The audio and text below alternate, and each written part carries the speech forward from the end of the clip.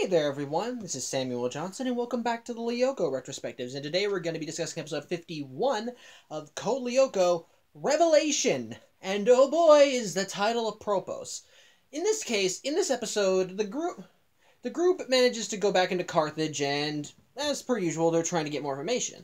They manage to get some, and they feel that with the data they get from Carthage, they can finally decode the rest of Franz Hopper's diary, but the problem is, even with this extra information, it's gonna take a lot of time to do, and unfortunately, the supercomputer at its current capacity doesn't have enough power to translate it all. As such, in order to get that proper processing power, they'll need to activate a tower or two. Something the group knows might be a big no-no, considering that the last time they activated a tower, Xana hijacked it. So it's kind of a touchy subject, especially.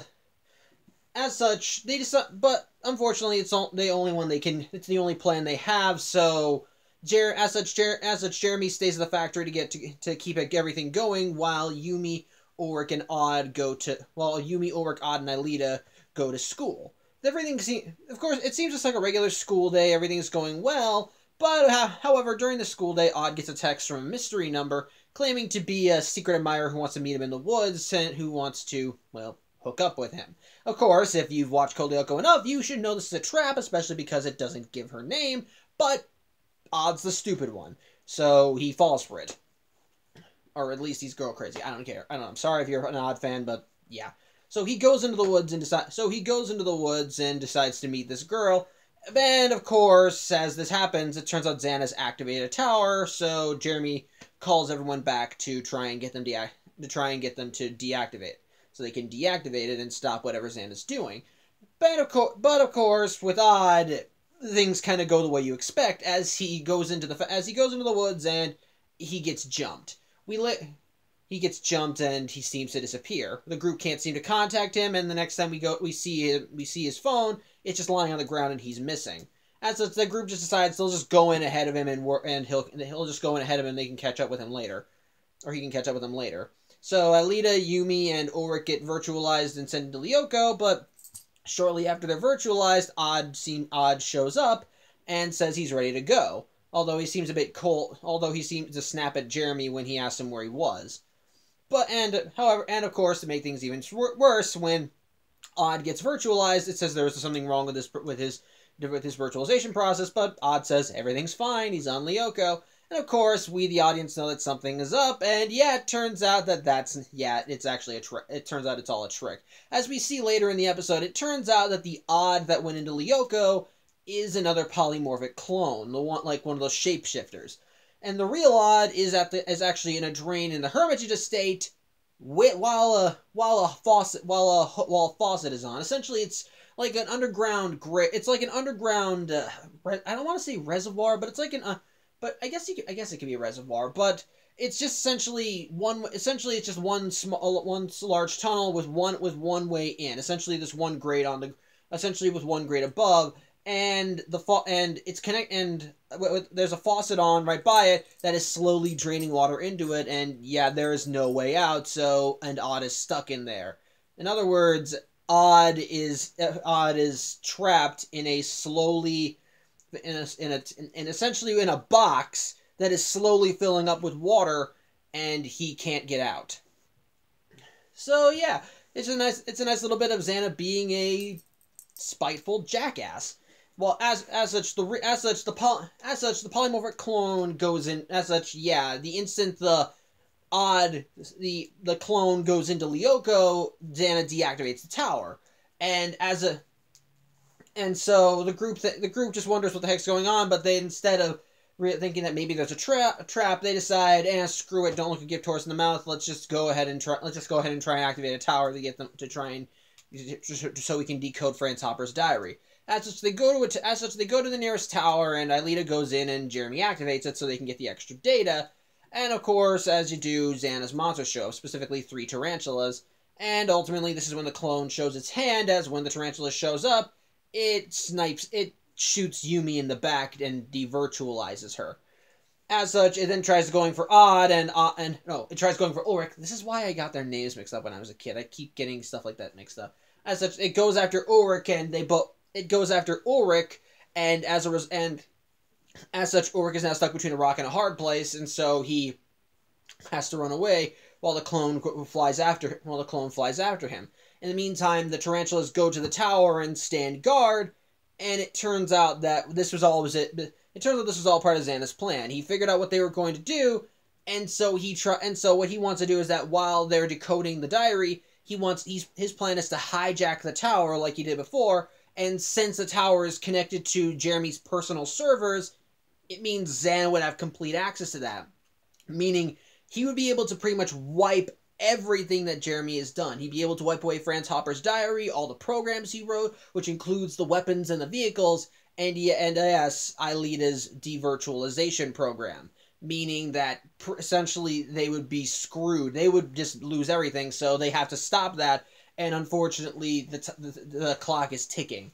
As such, they eventually figure out that Jeremy's able to deduce that the odd on Lyoko isn't odd, and so he sends Yumi out to try and find him by tracking an emergency phone near Odd's last known location, which thankfully is near the Hermitage estate. But thankfully Ulrich is able to, and ultimately Jeremy is able to tell Ulrich that the clone is just trying to draw him away from the tower. And so he's able to fly back, and as such, they have to find a way to deactivate it, and they have to find a way to cut Xana off from the tower. Their original plan was for Ileta to try and deactivate herself, but unfortunately, Xana's going too far, bugged it up too much, so she can't stop the decoding even if she wanted to. And unfortunately, Jeremy's next plan is just to cut the cables, as those veins that you see in Lyoko, to the tower. But unfortunately, just as he gets there, while he's able to take out 2 tarantulas, the clone shows up, and to put things on a more even playing field, the clone shapeshifts into a copy of Ulrich, and I'll give credit where it's due. It's kind of cool. It's cool, kind of like a shadow fight, as the colors are black, gray, and red. I love that sort of thing. And so Ulrich has to fight that off, which further distracts him, and it just keeps getting and ultimately so it just further directs Ulrich away from the tower. And I think that's one of the best parts of the episode. As the episode goes on, the stakes keep getting raised, as you keep thinking, because you see the Xana gaining more and more control over the tower, and what makes to make things even worse, you keep cutting back to Odd while he's trapped in that drain, and you see it just slowly filling up. And it's just getting worse and worse, and you realize oh my god, just how big everything is, and this is probably one of the few times that you think to yourself, is he going to win this one? And I actually thought to myself, I kept thinking to myself, no, they usually beat him, they usually get a win on him, because in every episode prior to this, even if Xana has managed to find a way to screw with them, they still managed to get a win. At the end of season 1, while Xana put a virus into Ileta to keep them connected, they still managed to devirtualize her, and while it was still lessened, they still found ways to work around it so that she could still have a life outside of Lyoko. They still had something akin to a win. So before this episode, we've seen Xana get close to winning, but still just missing the mark as the group still manages to outwit him. Here, Xana keeps raising the stakes as things keep getting worse and worse. He's getting access to their personal data. One of their group might be dying right there in a very horrific manner, mind you, which Xana has shown he loves those kinds of deaths. And things just keep getting worse and worse, made even worse by the fact that when Ulrich does defeat the clone, because he does defeat it, just before he can sever the cables to the tower, he gets gunned down by the last tarantula. He gets devirtualized, meaning there is now no one on Lyoko to protect Ileta, to try and stop this. As such, Xana almost wins this time. I'm not even kidding. It makes me go, what the hell? And makes me think that Xana was going to win this one. That he was actually going to delete everything that they have done so far. But they get help. Just before Xana can access their personal data, the tower shifts from red to white. And the group suddenly gets once more gets aid from Franz Hopper, who immediately seizes the tower away from Xana and actually accelerates the decoding. And so managing to fix everything, and once everything is all set up and all the codes are put in place, he gives control of the tower back to Jeremy. Thankfully in the real world, Yumi does manage to find Odd. She first finds a spawn she first just finds a spawn, but her search eventually leads her to the Hermitage estate, and Odd and enough water came up so that Odd was just pressed against the grating, but he was able to at least get his mouth out so he could yell for help and get some air. And thankfully, with the water overflowing, it managed to loosen the bolts enough so that Yumi, with enough strength, managed to pull it off. So it's kind of a relief, because this was one of the times that you thought the bad guy was probably going to win, and it was going to be a big victory. They just barely did it. And I'm not talking about the thing that Xana's whatever Xana's threat was almost came this close to killing them. No, this was like all the odds were stacked against them at this point. Even in those instances, there was still a good chance that they could win or lose, but it was more 50-50. 50-50. The real world was the biggest stakes, but really, well, the real world had the problem. Lyoko, it seemed just like a regular challenge. Here, it looked like they were going to lose bad, like really bad. So, but they do manage to win. But thankfully, Odd is saved, and they manage to decode the diary. And this is where we finally get to why the episode is called Revelation. Jeremy was thankfully able to go through the whole diary, and it does confirm a few things that the Xana Hopper said, that Franz Hopper really did create Lyoko, and that he did get stuck, and that he did go to Lyoko. That he did end up going to Lyoko, which we already knew, because, yeah, on Lyoko, we saw that with last episode, and so we saw that with the last episode. But it turns out that they actually reveal certain information. It turns out that the journal reveals more information, and one very big piece of information that ultimately kind of shakes the group. While the journal does state that Franz Hopper created Lyoko, it also mentions that when he went into Lyoko, he brought someone with him. It turns out that Franz Hopper, when he lived on Earth, had a daughter. That when he virtualized into Lyoko, he brought his daughter with him. And while he was captured and locked away by Xana, the daughter lived on Lyoko. And when the group begins to put the pieces together, at first Alita's shocked because she thought, I never saw anyone else on Lyoko. What, it couldn't be, and I'm not human. But they realize the truth. Alita is not only not an avatar, and not only is she is a human, a pure blood human that lived on Earth, and she is the daughter of Franz Hopper. That is a big revelation, and really does shake the group, and it really is kind of shaking, because that's where the episode ends, with the revelation that Alita is actually Franz Hopper's daughter. And it's a really good one too, because it's really well executed too. Like early in the episode, Odd and Ulrich and Alita were comparing the GPAs, and of course Alita's is the highest because she's intelligent. So, of course they say it's impressive for you even though you're not human. Which yeah, Ulrich was about to say that, but he cut himself off before he could finish the sentence. But Alita didn't take offense to it. But again, ever since season 1, they've been operating under the assumption that Alita was an avatar, that she was born and raised on Lyoko, that she wasn't human, and that by coming to Earth she became human. But this revelation kind of shakes things up, because even Alita herself thought that she was born and raised on Lyoko, that's where her home was. It kind of shakes it up, and her reaction when she puts the pieces together is a very realistic one. Like, imagine if everything you thought about yourself was turned out to be a lie or was wrong. It would kind of make you question everything you are. And Alita kind of goes through that. When she begins realizing that she's Franz Hopper's daughter, she's just like, what? No, I can't be. There was no one else on Lyoko. I'm not human. It's like she's trying, it's like everything that she thought about herself is suddenly just turned and twisted on its head. And she's just trying to wrap her head around it.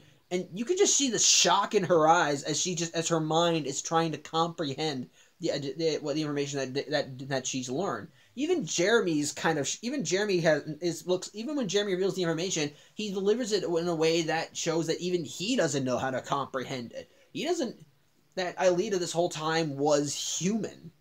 It's very well executed and a very good twist that I think helps keep that really makes everything push forward. And on top of that, another great thing about the episode is once again Xana.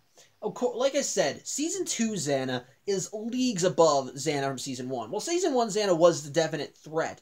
Season 2 Xana is a lot smarter. We've seen that throughout the season. Him thinking of more creative ways to get them on Lyoko, or to separate the group, or to keep everything going, or to get Aelita alone, etc. So and this episode I think is a great is best gambit yet.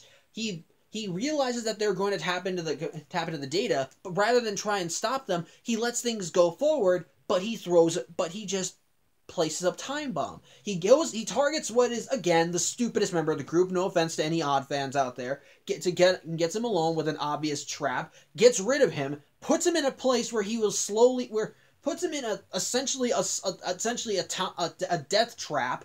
While he sends his own agent in there disguised as him, just playing along, acting out the part until they get to the tower. At which point Xana snaps into action. He lets them activate the tower so they can connect to it. Then he turns on the group, tries turning on the tower himself, and yeah, things are going to get very dire. Like, again, this is the closest we've seen to Xana getting a win, and if he won this, it makes it clear that they probably won't get another edge on him. That would probably be it. Aelita would be trapped on Lyoko with the Schifozoa out there trying to steal her memory. They would lose every advantage they have over Xana. They would essentially be over. And on top of that, just kind of seeing that paralleled with Odd as he's trying to get help, as he's trying to get out of the drain and just calling for help. That is just like really dire, and it kind of makes you think they're gonna win this, right? They're gonna beat him, right? That's how things go, right? They just beat Xana. They're supposed to win this, and this episode, and while they do win, it's only by the skin of their teeth. They only managed to win because Franz Hopper had to bail them out at the last second. Franz Hopper gave them that extra push in order to get that. If Franz Hopper had done nothing, they make it clear that the only possible win they probably would have gotten is that Yumi saved Odd. Other than that, the war would have been over. Xana would have won. Aelita would have been trapped on Lyoko, and everything that they had done would have been for nothing. They would have lost bad, and it is really hard, and it really keeps you, and it really kept me on the edge of my seat as I watched the episode. It's really intense in that regard, and it's again just showing more clever planning and showing the villain is still getting smarter and adapting to the methods of the heroes. Possibly not helped by the fact, and it kind of makes sense why the tower would probably be deactivated once the clone was in Lyoko. I guess you can make the sense that it's essentially because at that point Xana, here's my personal theory: Xana probably has to activate a tower in order to interact with something outside of Lyoko. So in this case, so he most likely activated the tower to create the clone, but now that it was back in Lyoko, he doesn't need to do it anymore. Think of it like when Xana created the ghost channel. When he created that channel, he didn't need to activate a tower. He just created it. And now that the clone was back in Lyoko, he could just deactivate the tower because it was back. His avatar was back in the game, so he didn't need to do anything. So the tower, he only did it to get himself an agent and get everyone on Lyoko. That's clever planning, and it's still kind of nice. And again, it makes sense. So I'm trying to think of what else kind of happened in this episode. But I know that sounds like and I can't really much say. Can't say anything else. The episode I think but otherwise, yeah, I think the episode was really good just for the tension and the reveal. Just kind of seeing this plan come to fruition, seeing the group struggling to stop it as things just keep getting worse and worse on both fronts in Lyoko and in the real world. It definitely makes you think. It definitely makes you wonder if the good guys are actually going to win this time. And even when they do manage to get their win, they got it by luck, pure luck. and then ultimately and then even the final revelation where it's revealed that Aelita is human and the daughter of Franz Hopper. It definitely kind of makes you think, oh shit, what are they gonna do now? And it's perfect. It's a great way to end the episode and keep you wanting to come back for more. So yeah, on the whole, really good episode.